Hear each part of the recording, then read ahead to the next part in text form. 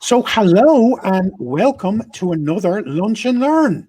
On today, we're going to be talking about the B word. Yes, the B word. Brexit has not gone away.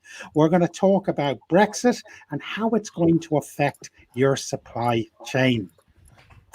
Um, January 2021 is coming. It's coming fast and furious, and it's not a good strategy for businesses to wait and see. Now is the time to take action. So, without further ado, let's meet today's guests. They're hiding. There they are. Well, a big hello. There are smiley, happy guests. So, first up today, we have the amazing Mary White. Now, Mary White is from the National Standards Authority of Ireland, and Mary is the head of their Brexit unit. So, words of wisdom aplenty today from Mary. A big hello, Mary. Hello, everybody. And then down below, we have Joe, looking quite pensive there, Joe. Joe is the head of enterprise at the local enterprise office in Meath, and one of the world's true gentlemen. That's what I hear all the time, so it must be true. I believe, Joe, do you have an electronics background in the past as well? Yeah, I was a very early software engineer. There you go. So you don't. So you're going to understand a bit about this certification bit that we're going to be discussing today as well. So that's brilliant. So without further ado, you guys are very, very welcome. Let's get today's show started. Your local enterprise office, helping your business respond. So I'm delighted. We have a really nice presentation from Mary. Mary's put massive effort into it, which we'll look at it in a moment, Mary. But before we kick off, let's have a quick word with you, Joe. One issue that potentially I'm seeing out there is a lot of businesses out there are taking a wait and see approach to Brexit. They're aware it's coming, but they don't know whether it's a hard Brexit, a soft Brexit, an in-between Brexit. We don't know what's happening yet, so we're waiting and seeing. How dangerous is that, and what should small businesses be doing right now to prepare for Brexit? It is, as you say, extraordinarily dangerous. I think the scariest part is that Britain has already left the EU. From the 1st of January, they have not been a member of the EU. They're in a transition period. So hoping that Brexit will go away, or that there will be no change, or that we'll just continue on, just really is not an option and is not a good strategy. The business world, for any company who is trading with the UK, or if their suppliers are trading with the UK, or their customers are trading with the UK, are going to see changes. And these are going to be big changes. Now, we all love the idea. We all hope for the best, but we absolutely have to plan for the worst. Because the political situation at the moment, I suppose, would be nicely to describe it as volatile. Because we really don't know how it's going to work out. It would be wonderful if we get a soft Brexit, but the mood music does not sound like a soft Brexit. And companies are really going to have to start planning for the worst. And as I say, hope for the best. Now, there are a lot of supports out there. Companies are not on their own. And we can go through a list of the supports whenever you want to, Greg.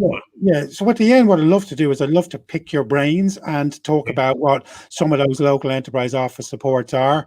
I know you have a dedicated page on the local enterprise office website, which is showing just below there. It's localenterprise.ie/Brexit.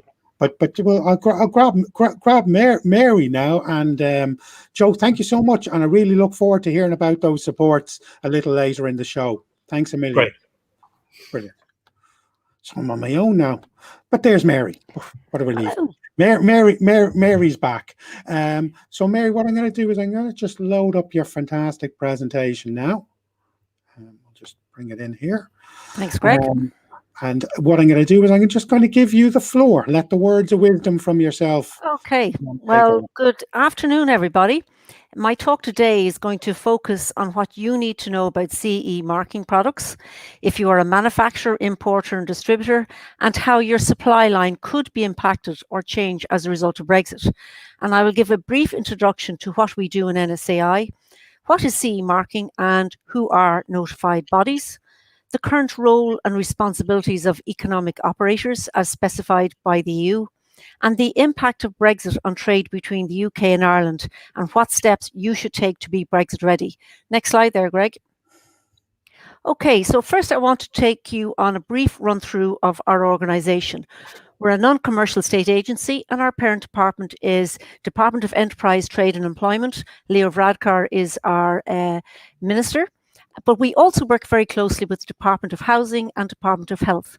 And as you can see there in the slide, there are other state bodies in this department, including Enterprise Ireland, the Health and Safety Authority, for accreditation, INAB, and for market surveillance, competition and consumer protection, CCPC. Now, NSAI is Ireland's national standards body, and we are a notified body for both management systems and product certification.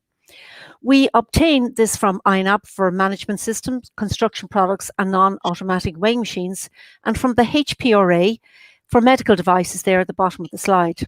There are currently 16 Irish notified bodies in Ireland. Now, there were only 3 in 2018, and 8 are now in construction. They've come in from the UK. 163 notified bodies in the UK, and currently over 1,500 notified bodies in the EU. Now, at the end of this year, those 163 notified bodies will be removed from the EU database. So Debbie established a Brexit unit in 2017, and all state agencies have their own Brexit units. And I am head of the NSAI Brexit unit. And our function is to analysing draft UK and EU documents for industrial products as part of the free trade agreement and the impact that they could have for Irish businesses. We analyse their EU readiness documents for industrial products. And what is very important is to identify the difference between EU directives and regulations and the new transposed UK legislation. And being aware of the proposed new UK CA mark for the UK market, replacing the EU CE mark, and the implications that this could have for Irish businesses trading with the UK. So next slide, please there, Greg. So there are 2 types of legislation in the EU. Regulations such as the Construction Products Regulation and directives such as the Low Voltage. So regulations are EU legal acts that come into force automatically on a particular date, either a date set in the regulation or the date that is published in the official journal of the EU. They don't need to be transposed into national law by any member state, and they are binding in their entirety on all member states, and there's no derogations. However, directives are legal acts of the European Union which require member states to achieve a particular result without dictating the means of that result. It can be distinguished from regulations which are self-executing and do not require any implementing measures. And member states must transpose it into a national law or regulation which achieves the result set out in the directive by a certain date. For example, EN 1090 for structural steel. And directives acknowledge that member states have different legal systems, processes and traditions, and allows countries to apply the directive in a manner that is compatible with these. So from a CE marking perspective, there's very little difference between regulations and directives for manufacturers. Next slide. So you can see here there are 32 different pieces of EU legislation covering manufactured products currently in force. 10 of these, click, are regulation, and click, 22 are directives. Now, it is worth noting that come next January, the UK will have similar UK legislation coming into force to the current EU legislation. What they don't say is whether they will update this legislation when the EU amends its legislation. And there are several directives under review, such as the Machinery Directive. The UK will not be obliged to update their legislation as they will not be bound to EU rules, hence there will be divergence. And next click. So in Ireland, there are 16 notified bodies who do conformity assessment to 11 directives and regulations. Next slide. So within the EU, there is a comprehensive regulatory framework to operate effectively for the safety and compliance of industrial products, to protect the various public interests and for the proper functioning of the single market. And by the single market, I mean the EU 27 countries. This sets out a system which includes accreditation, product certification, harmonised standards, market surveillance and CE marking. And there are 5 components to the system. Firstly, the EU drafts the regulations or the directive which set out the basic requirements which must be met to place the product on the market. These requirements are generally there to stop products injuring people or causing damage to property. Then secondly, you show that your product meets the requirements of the regulation by showing that it meets the standards associated with the regulation. Thirdly, some products can cause significant injury to people or to damage property, and these are subject to tighter regulation, and you are required then to use an independent body known as a notified body to assess conformity of your products.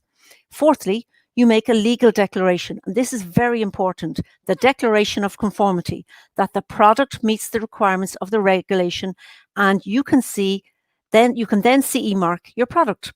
The CE mark is a visual confirmation for retailers, customers, and regulatory authorities that the product has been placed legally on the market. So market surveillance is carried out then to remove substandard products from the market, keep the customer safe, and protect manufacturers who abide by the rules. Next slide, Greg. Thank you. So there are 6 main stages to CE marking, and we will briefly examine each of these. And in most cases, with the exception for construction, products do not have to be tested to the European standard to be placed on the market. However, compliance with the European standard of demonstrating compliance with the regulation. So you can see here, you identify, number 1, the applicable directive, you check the product specific requirements. The third thing, you identify the correct module. So if a notified body is required, because a lot of certification for CE marking can be self-certifying. And if you have to use a notified body, then you have to use a different module in this process. You may have to get your product tested to maybe UCAS laboratories or various places to conform to a standard. Then you compile all your technical documentation, and then this enables you to have a declaration of conformity and attach the conformity mark, normally the CE mark. Next slide, Greg. So the UK Declaration of Conformity, it's a legal document drawn up by the manufacturer or their authorised representative if mandated to do so by the manufacturer. So here are 2 examples of industrial products. Click. The electrical socket with a USB connector and a smoke alarm. They must contain all the information set out in the relevant legislation. If you were to click there, there's a few clicks. So they contain details of the manufacturer, details of a notified body, click, used in product certification, the notified body number, and the EU legislation which appears to the product, and any harmonised European standards used to assess the conformity of the product, and all other relevant technical information. Click. So where a product is covered by more than one piece of legislation, this is important, you only draw up one declaration, which should reference all the legislation and their requirements. So for example, next click, a smoke alarm, if you click there, you will see that the smoke alarm complies with 3 directives, the low voltage, electromagnetic compatibility, and the radio equipment directive. Under the Construction Products Regulation, you draw up what's known as a declaration of performance instead of conformance rather than conformity. And this declaration of performance contains similar information and fulfills the same role. So next click. Now, we are now in the COVID world, so my example for you today is CE marking a product. If you'd like to click. So you can see the CE marked, if you want to click on this, Greg, circled in green on the mask. The conformity mark can only be placed on products where it is required by EU legislation and must not be put on any other products. And this shows that the manufacturer is declaring that the mask meets all of the essential requirements set out in the relevant regulation, and in this case, that's the PPE regulation. Now the next click, the harmonised standard, which in this case is EN 149, and then the click the notified body number. And that notified body number is going to be important when I get into information about notified bodies. Thank you. Next click, please. So I'm going to talk about notified bodies. And notified bodies are an independent organisation that are designated by an EU member state to assess the conformity of certain products before being placed in the market. So if you are in Ireland, if you want to be a notified body in Ireland, you must apply to the Irish authorities. You must do it in each member state where you are established. So what is the role of a notified body? Well, they conduct a conformity assessment under the relevant EU directive and regulation, maybe the construction product regulation. The conformity assessment usually involves an audit of the manufacturer's quality system, and notified bodies must be accredited by the national accreditation body in the member state in which they are established. So in Ireland, that would be INAB or HPRA. In the UK, that could be UCAS or MHRA. And NANDO is the new approach, notified and designated European Organisations Information Database, where I mentioned earlier that there's 1,500 notified bodies in Europe, and in Ireland we have 16. So a notification is an act where a notifying authority in a member state informs the Commission and the other member states that this body, which fulfills the relevant requirement, has been designated to carry out conformity assessment according to the directive. So what we've had in the last 2 years, we've had UK companies establishing in Ireland, going to INAB and looking to be an Irish notified body so that they can still certify for CE marking. So the notification of notified bodies and their withdrawal are the responsibility of the notifying member state. So next click. Now, we've got the construction products regulation. This is one piece of regulation. So that came into effect on the 1st of July, and the primary purpose is to break down barriers to trade for construction products and ensure free movement of goods throughout the whole EU. And then there's an Irish statutory instrument 225 of 2013, and it makes it a criminal offence not to comply and with this directive, and there can be fines up to $500,000 or 3 months in prison. Now, in terms of, click the next one, please. Next slide. In terms, if you just want to go through all the slides here, there's a system for how the CPR, Construction Products Regulation, operates. There's a system of harmonised technical specifications, a framework then of notified bodies that they're working to. There's mandatory declaration of performance for CE marking, and then you have the surveillance authorities. So in Ireland for construction, we have 8 notified bodies, if you want to click them there, and our own organisation, NSAI, we are a notified body, as well as BRE and SATRA and BASIC. And then finally, the last click, the notifying authority market surveillance is the Department of Housing. So in terms of a specification such as EN 1090, and this was a big topic 5 years ago in Ireland, it's a European standard requiring a factory production control system for the production of steel and aluminium components. So if you're an LEO, you may not have been aware of this, that a notified body is required to certify these products to the standard under CPR. Examples could include farm buildings, houses, shops, bridges, and other commercial buildings. So if you have been using a UK notified body to certify your product, such as a steel girder, you will now have to switch to an EU 27 notified body. And if this paperwork is not in order by the end of this year, the building control officer who will sign off on a building project, he will not be able to sign it off at the for next year if you're still using a UK notified body. So next slide, please. Now I'm going to talk about what is an economic operator. So the first thing I want to clarify, what is an economic operator in terms of what the EU say they are. So the EU legislation defines 4 economic operators. The first one is the manufacturer, the importer, the authorised representative, and the distributor. I will examine the roles and responsibilities of each of these, and I will explain the role they play in market surveillance, which is to ensure that products placed on the EU market must comply with EU legislation. So next slide. So the EU defines the manufacturer as the natural or legal person who manufactures a product or has a product designed or manufactured and places it on the market, EU market, under his own name or trademark. Next click. The manufacturer does not need to be in the EU. They can be located in China, anywhere in the world, UK or America. But manufacturers from third non-EU countries, which the UK now is, are still subject to EU product legislation when they place their product on the EU market. Next click.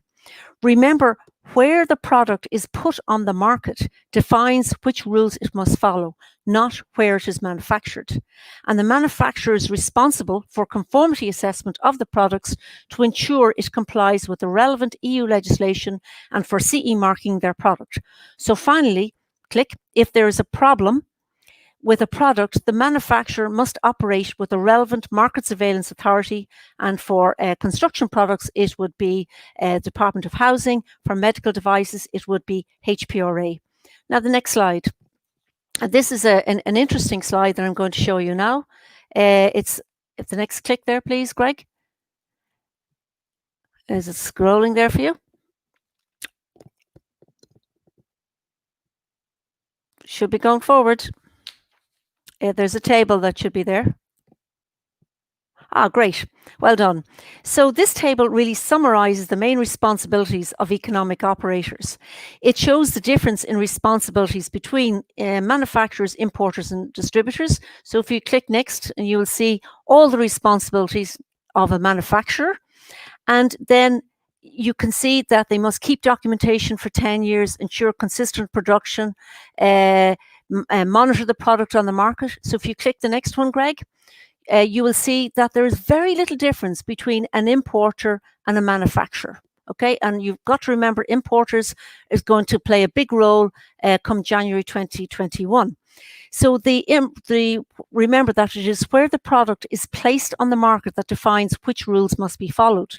So the importer must follow EU legislation when placing goods on the EU market, and not the law of the manufacturer's country. And the main point and they are then become the main point of contact for market surveillance. And so therefore they take on the bulk of the responsibilities from the manufacturer. So next click, the distributor has fewer responsibilities. And the distributor is defined under EU as any economic operator in the supply chain who is not a manufacturer, an importer, or authorized representatives. And all distributors are located in an EU member state. So currently, if you are getting a product from the UK, they are a distributor going to distributor in Ireland. And the distributor's responsibilities include knowing which products must bear the CE mark and the accompanying documentation, be able to identify products that are not in compliance, and to demonstrate then to national authorities, such as market surveillance people, that they have confirmation that from the manufacturer or the importer that the necessary measures have been taken. So, but if a distributor markets products under their own name, like if Woody's put their own name on it, they take over the manufacturer's responsibilities. And in this case, they must have sufficient information on the design and production of the product, because they will be assuming the legal responsibility when affixing the CE marking and drawing up the declaration of conformity. Now, next slide, please, Greg. Market surveillance is very important and is going to become more important when Brexit arrives. So it aims to prevent non-compliant products being placed on the market, or to remove non-compliant products as quickly as possible. And they ensure that all products meet the essential requirements of relevant EU legislation, and they carry out products irrespective of where they are manufactured. Now, in terms, as you can see there, if you want to click, for legal metrology, so you're saying, what's NSAI doing involved in this space? Well, we actually do market surveillance for non-automatic machines. We do market surveillance for petrol pumps, for weighing scales, for fish nets. Then there are other state agencies, such as I mentioned, the HPRA for medical devices, CCPC for industrial products, HSA will do with the machinery directive, EPA for environment. And then click again, there's local authorities and various other government departments. 2 more clicks there. So you can see that there's about 11 market surveillance authorities in Ireland, and more resources are going to be having to be given to the agencies to monitor this. And there's a change coming in the building control regulation. There's the building control officer is going to be empowered further with new legislation coming down there in the future. But more information on that will be from the Department of Housing. So finally, we talk about the impact on economic operators. So next slide, please. So here you will see that before Brexit, everything was straightforward. You had the UK manufacturer and their Irish customer were in the EU, and the EU rules applied to both. So go right through that slide there, Greg. And the producer in the UK was a manufacturer and was responsible for CE marking the product, holding the technical file and making the declaration of performance. The customer in Ireland was a distributor coming from the UK. So, and anyone who bought from him was either the end user, and if they sold it on, they too were a distributor. Next slide. Okay, now we're in the transition period. And what happens during the transition period? An Irish customer of a producer will see very little change. But this is because EU legislation still applies to the UK, but not in January. While the UK manufacturer is no longer in the EU, both them and their Irish customers, if you want to go click, are still following the same rules.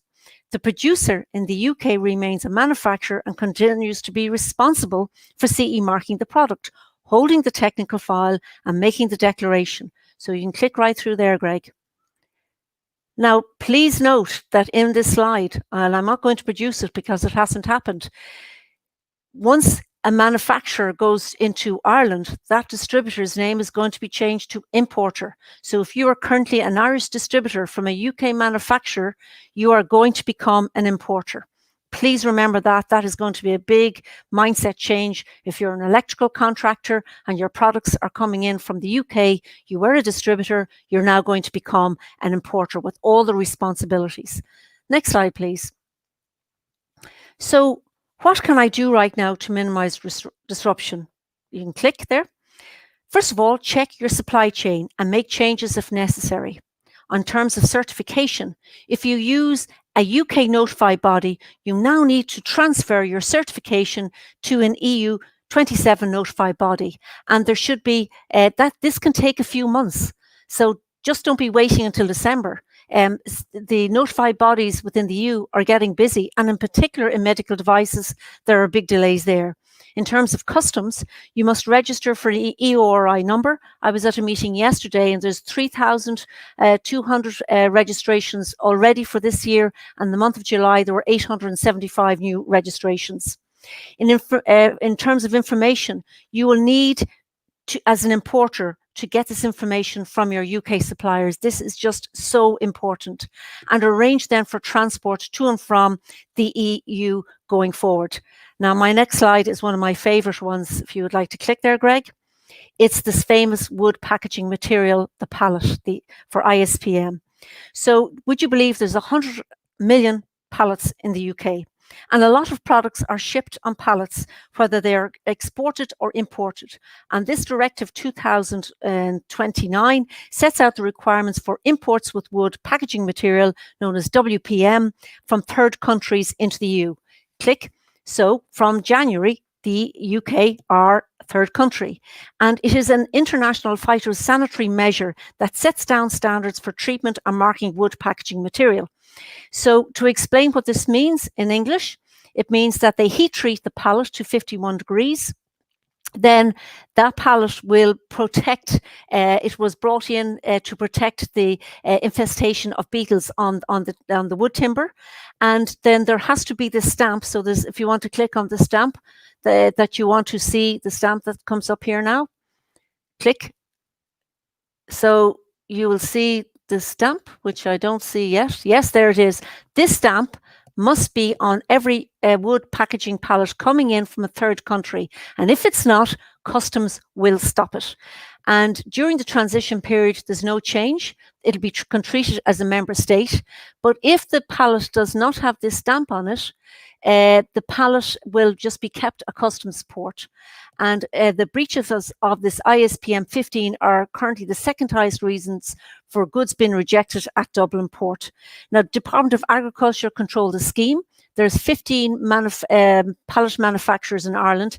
NSAI, we certify the pallet scheme, but it is completely controlled by the Department of Agriculture. So please ensure that your wood packaging materials, whether you're bringing in a washing machine or a dishwasher and it's on a pallet, just make sure it has an ISPM mark on it. So like I said, there are 100 million pallets in the UK. So that concludes my formal part, but if you want to go through the slides, we in NSAI, we've a number of fact sheets on our website. Next click, we've also frequently asked questions for both electrical, medical devices. We have also one courtesy of Department of Housing that's on our website. Next click, we've also got online trainings modules here, what you need to know in more detail than what I've given you now. And finally, there will be one on impact of Brexit in the next 2 weeks. Now, finally, the last slide that I would like to share with you. This is a very important guide, and you can download it from the EU website. It's currently under revision because we've got Brexit, but it is a comprehensive guide to the operation of the EU single market for manufactured products. So as you can see, it is available on the EU Commission website. So that concludes, Greg, my talk. And thank you all very much for your attention. If you have any questions, over to you. Okay, wow, my head is absolutely blown away. There's so much there. Sorry. No, that's a good thing. It just shows you, it quite frankly just shows you how much is in this, how much we need to think about. And to Joe's point earlier on, how ignoring stuff now is potentially very, very dangerous for your business.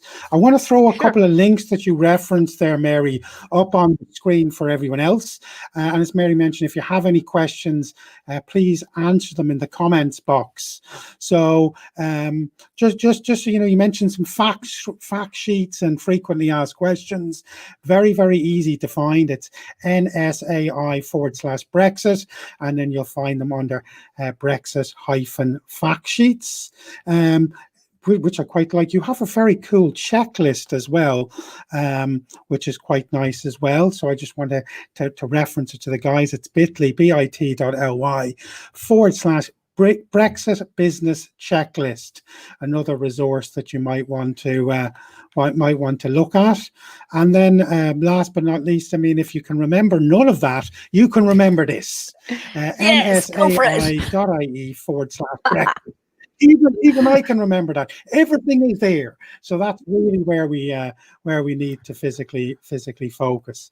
I'm going to have a quick look and see what there's any questions coming through. But I suppose one of the big questions I have for you, and I know you covered a lot of this, but again, as a small business, we get confused. So, well, I get confused, should I say? How do I go about certifying or SE marking a product? So what are the steps? Where do I go? Who do I contact? Does it have to be done in Ireland? Well, if you want to CE mark your product, like I said, I think it was in there, slide 6, one of the things that you have to do is you have to identify rule number 1, what directives, what regulations have I to comply with? So don't be wasting time. If you're a manufacturer, when I worked in standards, this is one of the things, the message we always said, don't go reinventing the wheel. See what standards are out there that relate then to this directive. So then you may have to then go about testing your product. And if you have to test your product, you may have to go to a test recognized laboratory. Then you have to see, well, can I self-certify? Some products don't need to be certified by a notified body. 90% of CE mark products are self-certified, but you must go through particular guidelines that are laid down in the Blue Guide. So that's your Bible. That's your starting point. Now, there is a myriad of notified bodies, and you can click on the NANDO website. We cover it in our online tutorials there on how to access this website. But you just have to go on to one piece of legislation for construction products legislation. It lists out all the notified bodies, so the choice is yours. But what has been happening, and the trend that's been happening over the last number of years, is that UK notified bodies are now applying to INAB in Ireland. What's also happened on the medical device world, there are now fewer medical device notified bodies. So now there is a big demand on notified bodies in that sector. And the UK, give you an example, in those circumstances, they had 50% of the market for notified bodies within Europe. We have one notified body in Ireland, which happens to be in our organisation, in NSAI Medical Devices. But if you look now and you see for the product that I showed you there for the smoke alarm or the socket. You could be going into Aldi and Lidl. Now, the first thing you have to see is if there's a USB connector with that socket, that has to be CE marked. So if you're a supplier or distributor at the moment and you're getting that product in from the UK, you now become the importer, and you have to ensure that that product has been CE marked for the electromagnetic compatibility directive. Yesterday, I had to go out and buy a Wi-Fi extender because my Wi-Fi in my house was dreadful. And now I have to see, oh, that comes under the radio equipment directive. So I looked when I was Googling the product to see it's CE marked, which directive does it come under? But if you're the distributor at the moment, the responsibility, you now become the importer in January, and you have to know what product do I, what directive do I need to be working to if I'm going to be an importer here? Then if you are then the manufacturer or an importer, you then have to go to a notified body who will do an audit on all of your testing, and they audit to ensure that your paperwork is in order. That's your technical file. And unless you have a declaration of conformity, you can't CE mark the product. Now, where it's important for small businesses is that you could be a builder. You could be putting an extension onto somebody's house. You could be putting a steel girder over the window. And that product has to be CE marked. Now, if that product has been CE marked by UK notified body, and if the project isn't finished, or isn't finished, say, by next year, then the building control officer mightn't sign off on that product. So it's really important that you keep it current, that you are aware of who's if I am bringing in the product, who actually certified the product, whether a UK notified body or an EU27. I hope that clarifies things. Yeah, okay, no, that's great. So I'm sure the thoughts of becoming an importer is pretty scary to a lot of businesses. But I think what you're saying in a very, very simple way, which is great, is everything that I'm importing in and distributing, I need to check is properly certified beforehand. That's absolutely. Yes. However, are there any additional responsibilities is there anything I need to do to switch from where I am today to now being an importer? Well, if you may not want to be an importer because you've additional responsibilities. Yeah, of course. So you have to deal with the market surveillance people. You have to keep documentation for the manufacturer's product for 10 years. You may not want that responsibility. There could be some IP files, there could be some design issues there in terms of the manufacturer may not, does the manufacturer do you want to take on that responsibility as the importer? And you may not have the capacity as a small business. So what you might decide to do is to say, I'm not going to use that guy now as my importer. I'm now going to go further afield. And Enterprise Ireland have been saying that too. You may have to go further afield so you don't have to worry about being an importer. You may want to be a distributor from an EU27, so you may have to source this product somewhere else. Okay, and that takes a lot of that's a very good point. So that's going to take a lot of thinking. So we may be starting to get our products that we're using in our construction projects from Germany or from Holland rather than from the UK to avoid becoming responsible for being an importer. But Greg, one of the things I want to say is that people like to speak to people in the English language. Yeah. So our nearest neighbours, we've always wanted to trade with them. Now, what you can do is you can say to your current distributor in the UK now and saying, well, are you going to go to an EU notified body? You can ask them that question. Okay. So you don't, get them to do something. Why should you do all the work? But you need to clarify that. Sure. That's really important. So if you're assembling a product here, and this is important, that you could be bringing in certified components to make up a particular product. Those components will have to be CE marked. And at the end of December, the UK notified bodies, they can't certify them. Now, if you were going to a manufacturer who has got his product certified, now this is very important about placing the product on the market. And if you have placed that order in December of this year, and the product doesn't arrive until February 2021, that's okay. You'll be able to place that product on the market. However, if you're the manufacturer and you haven't placed the product on the market and you did get it CE marked by UK notified body, then you may have to get it redone again if you haven't placed it on the market. In other words, you haven't got an invoice for it. Okay. Now, again, may sound what exactly does placing a product on the market mean? Oh, placing the product on the market. What does that mean? That well, it's the concept. It refers to each individual product, not to a type of products. So it relates to the first making available on the EU 27 market the first supply of a good for distribution, consumption, or use after the manufacturing stage. So placing on the market does not require physical delivery of the product, but does require that the manufacturing stage has been completed. Okay, brilliant. And we were talking about we may not want to become an importer, particularly for small business. What exactly are the additional responsibilities that I would take on as a small business if I became an importer? Well, if you became the additional, you have to before. The additional responsibilities of an importer are similar to what a manufacturer has to do. So you, before placing that product on the EU market, whether the product came in from China, the UK or America, you have to ensure that the appropriate conformity assessment procedure has been carried out by the manufacturer. The manufacturer has drawn up the technical documentation. The product bears the correct CE marking and is accompanied by the required documents, and that the manufacturer has complied with the requirements set out in the relevant directive. And then you will be required to indicate your name, your registered trade name or trademark, and the postal address at which you can be contacted, which shall be in English or in Irish. Okay.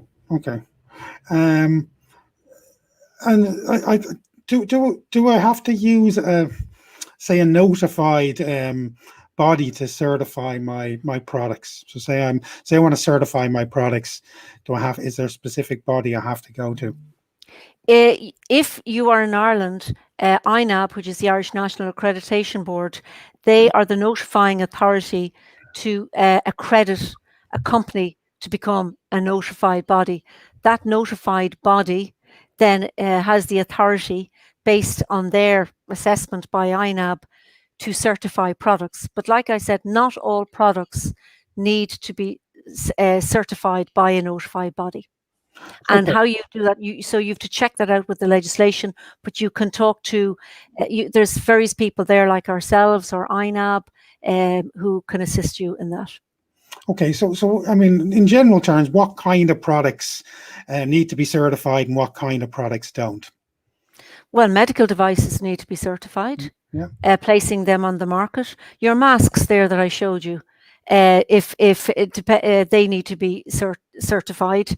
Now we have brought out where you don't. NSAI brought out a standard called a SWIFT 19 that does not need to be certified, but the mask that is made for industrial use to the regulation, that would have to be certified. And there are about 55 notified. No, there's very few notified bodies in Europe for that particular mask to EN 149. The French and the Spanish can certify them. Okay. There's nobody in Ireland who can do it. Okay, that's great. For sockets and for a plain socket with no USB, you don't have to. You can that the manufacturer can self-certify. But if a USB connector or if it's a Wi-Fi extender, they would have to be certified. And there's 3 notified bodies in Ireland who can do that. And again, just for everyone that's listening, what are the 3 notified bodies in Ireland are?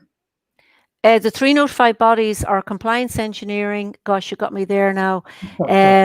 But they're sorry, they're not all. I just can't rattle them off the top of my head. I'm sure my colleagues are saying you should know this. Of course I do. But there are 3 companies now in Ireland who can do that, and they are up on the Nando website. And if you contact me afterwards, I'll let you know who they are. Super. Yeah, we'll get them in the comments box later. That's brilliant. And then, few people that have small construction businesses have been on, and they're saying that, some of their suppliers in the UK say that their products are certified in the UK. That's not good enough, is it? Well, if they're certified by a UK notified body, placing that product on the market, they will have to abide by EU rules and regulations and wherever the directive of the regulation is. So if to date there has been no issue there will be an issue in January. So it's up to the manufacturer in the UK manufacturer to source an EU27, and that is why so many companies have come into Ireland and established their base in Ireland, because you have to be based in an EU member state to certify to a CE mark product. Okay, so just double check. I suppose what would be happening is you may find a supplier in the UK even being mildly nonchalant, saying everything is good, but it needs to be EU certified. Mary, you've been a wealth of information. As I said, my brain is just exploding with things, and there's quite a lot of complexity here. So again, the message to small businesses is don't wait. And trying to get stuff certified in the 1st of January is going to be a nightmare when everyone's backed up. Now is the time to make the decisions and to do what you need to do. So, well, we're here, Greg. That's our function. We're here to help. If people, we've been giving advice, we've even given talks to people. We were giving them face to face, but we'd be quite happy if people wanted to advise or help. That's what we're here for, to help and support Irish businesses. People haven't seen this yet. They're totally overcome with COVID, but the issues aren't going to go away. And I'm going to leave you with a summary question, right? I'm going to, and just so if we were to sum up how Brexit is going to affect our supply chain, what's your answer? Well, the main issue I would see for the LEOs is you are a distributor or you're working with a distributor. Check your supply chain there.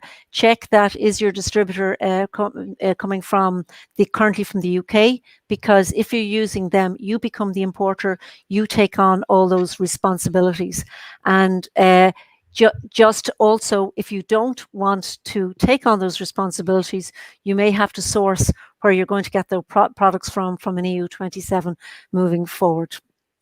Okay, brilliant.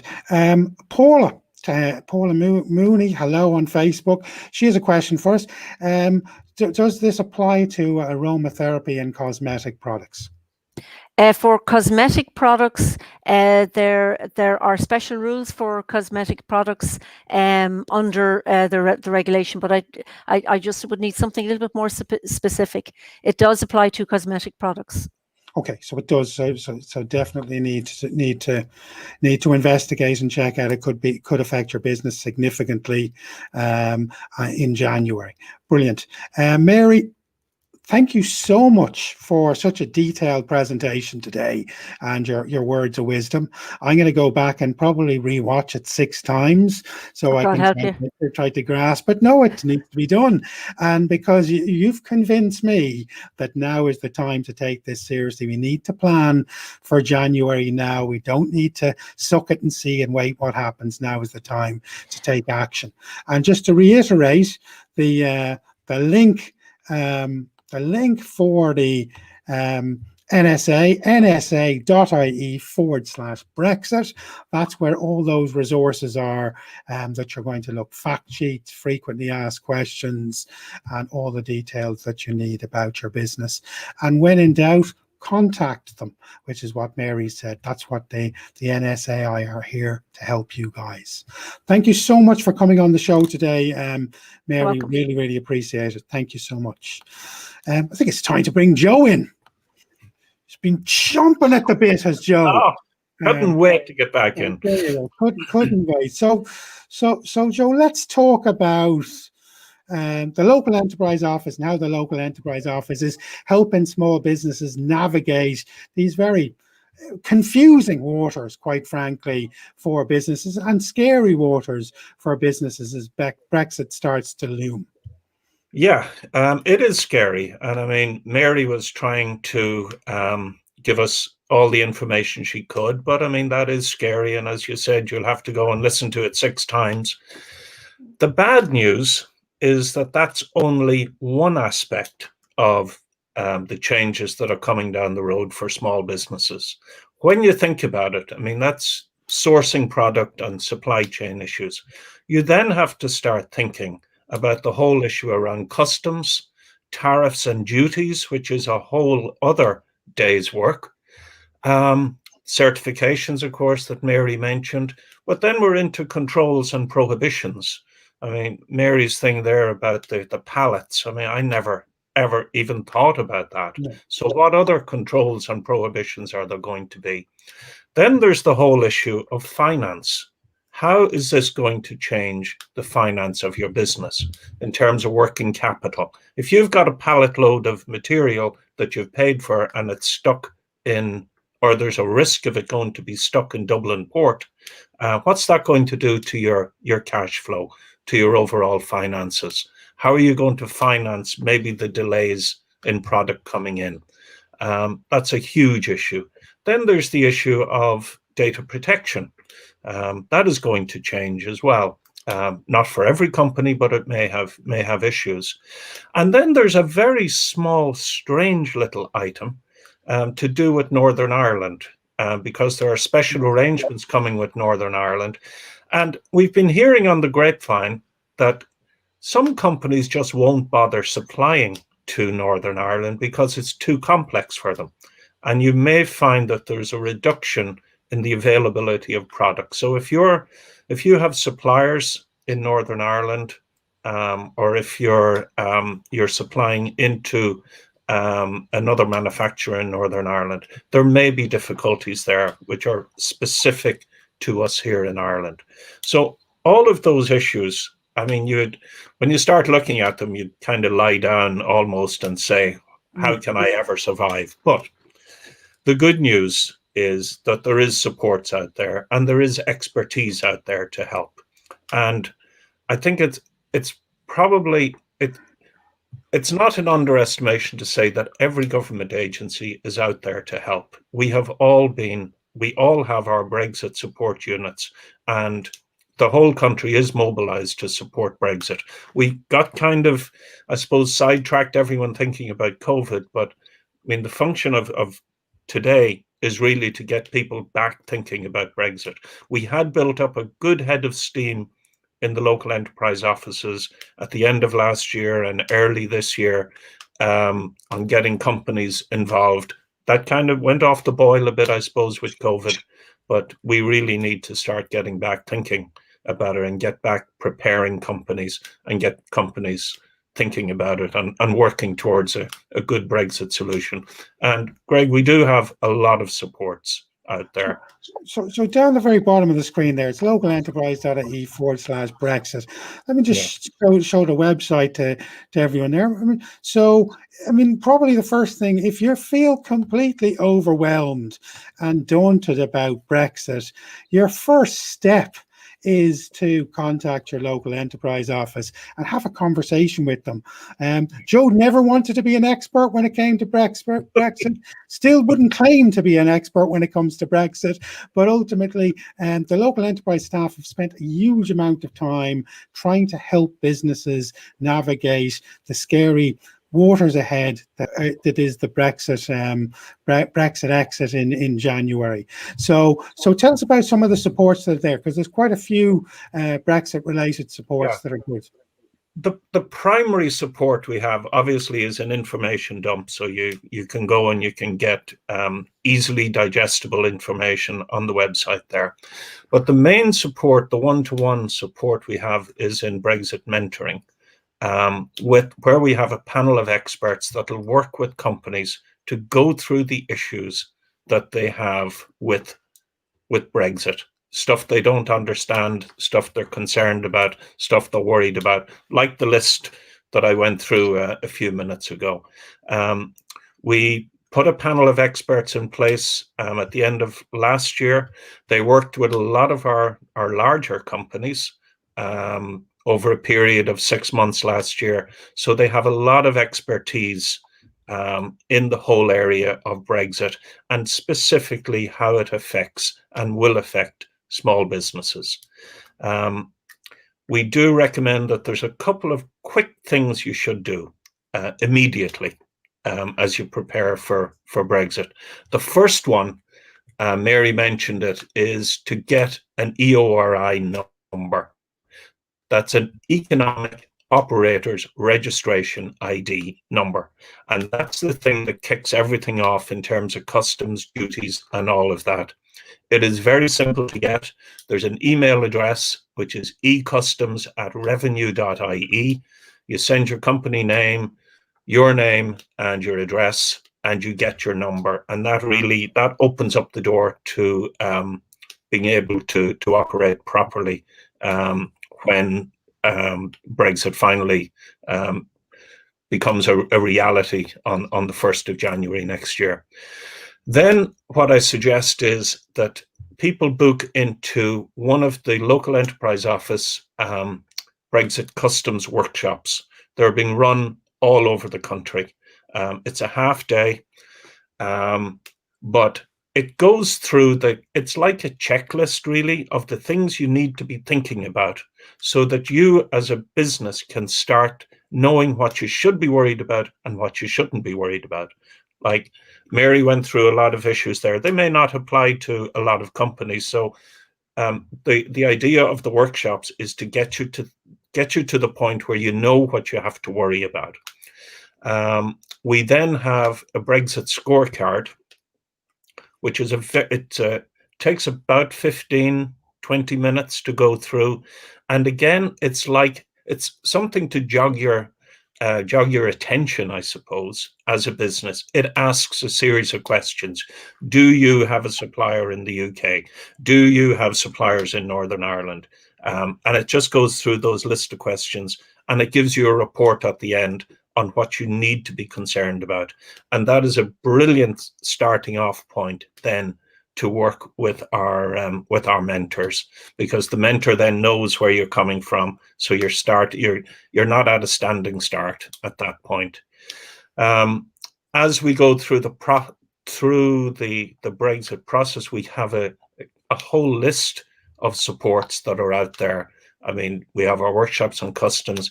Then there's the whole lean for micro companies. So if you need to change how you're operating, there is support to do that. We do have TAME grants.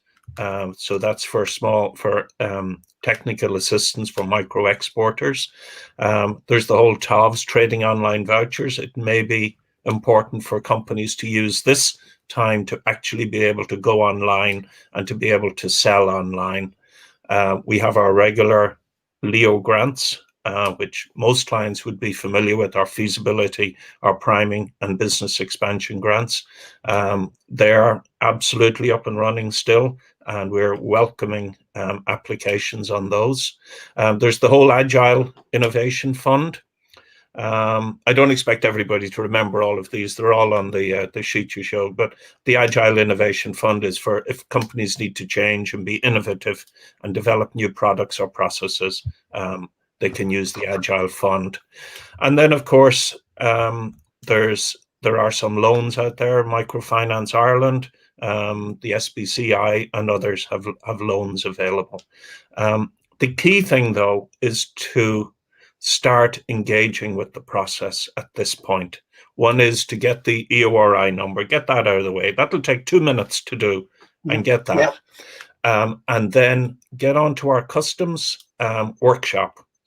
Invest a morning, listen, see where you're coming from, ask questions. They're very informal that way, but they're very informative. And then complete the Brexit scorecard, which will give you a report to tell you really what you need to be worrying about. And then at that point, we can start some mentoring with you if required. The local enterprise offices, I think we pride ourselves on being open and friendly. There is no such thing as a stupid question. We just like people to talk to us, call us up, and there's 31 local enterprise offices. We are friendly and we are here to support businesses, and we are really trying to encourage our clients to re-engage with the whole Brexit process again, because it is coming down the tracks, and we want to plan. We want companies to plan, and any support we can give, we're very happy to do it. It is one of our top priorities to get companies ready for Brexit. Great. There's a question. Where's it going? This question is from Tim there. So Tim's asking, are the customs training workshops open to anyone or only business owners that are participating in an Leo scheme or mentoring grant? They are open to any business whatsoever. Yeah. So Totally if you're a open. staff member of a business and this is going to affect you, the local enterprise office job is to help you guys. So Absolutely. good news, Tim, is it's open to you. Yeah, great. So we're stuff. trying to be as inclusive as possible. And Yeah. if you look on localenterprise.ie, you'll see where they're all happening, and just go to your local enterprise office and see when they're on. But they are open to everybody. Great news. Great news. Fantastic stuff. Joe, thank you so much for your words of wisdom. You nearly let the cat out of the bag, actually, because I was going to tell people what was on next week's show. So what is on next week's show? Let's have a little bit of a drum roll here. What could next week's Lunch and Learn be all about? Well, next week, we're going to be talking about Lean for Micro. So a very, very popular local enterprise office program that helps you run your business more efficiently and save money and time. And certainly talking to a lot of the successful SMEs out there, they felt that this program was the program that probably saved their money and made their business more successful than any other program. So next week's Lunch and Learn is Lean for Micro. So there you go. And you heard it first. Joe mentioned it, the program first. So I'm going to give Joe credit for breaking the hot news. So that's on next week's show. I want to leave everyone that's listened today, and thank you for being on the show with us today, with some useful links. So just to wrap up with some useful links. So we mentioned that the local enterprise office Brexit supports localenterprise.ie/Brexit. Local enterprise office general and COVID support you will find at localenterprise.ie/response. The NSAI's Brexit hub, if you like, is nsai.ie/Brexit. If you're looking for the frequently asked questions and have some brilliant fact sheets, that's nsa.ie/Brexit/Brexit-fact sheets. And then they also have a very good checklist. So the Brexit business checklist you can access at bit.ly/Brexit business checklist. So there's some links for you guys. I want to bring Mary in and just say a big thanks to everyone. Joe, really appreciate your words of wisdom. Mary, my afternoon's busy watching your presentation again. It was brilliant, absolutely brilliant. So much information, so much stuff to think about. I appreciate how busy you are at the moment. So we really appreciate you taking the time today to come on and speak to us. So thank you so much. So thank you to my magnificent guests. So they're very modest there, they're sitting there awkward wise. So from me, Greg Fry, it's goodbye for another week. We look forward to talking about Lean for Micro next week. We'll see you then. Take care and bye-bye. Your local enterprise office, helping your business respond.